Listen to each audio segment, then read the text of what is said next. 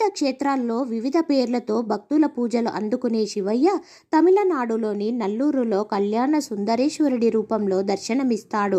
పార్వతీదేవిని ఇక్కడ గిరిసుందరిగా పూజిస్తారు.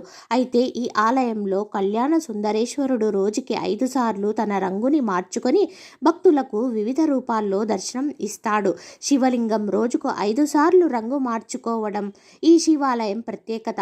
ఉదయం పూజ సమయంలో నలుపు రంగులోకి దర్శనమిచ్చే శివుడు మధ్యాహ్నం పూజ సమయానికి తెలుపు రంగులోనికి మారిపోతాడు. సాయంత్రానికి ఎరుపు రంగులో కనువిందు చేసి రాత్రి పూజకు లేత నీలం రంగులోనికి సిద్ధమవుతాడు. ఇక అర్ధరాత్రి కాగానే ఆకుపచ్చ రంగులోనికి మారతాడు. ఈ ఆలయంలో ప్రతిరోజు జరిగే ఈ వింత ఘటన వెనుక శివుడే ఉన్నాడని భక్తుల నమ్మకం. ఇలా రోజుకు 5 సార్లు రంగు మార్చుకుంటున్న శివలింగానికి సంబంధించిన మిస్టరీని ఛేదించడానికి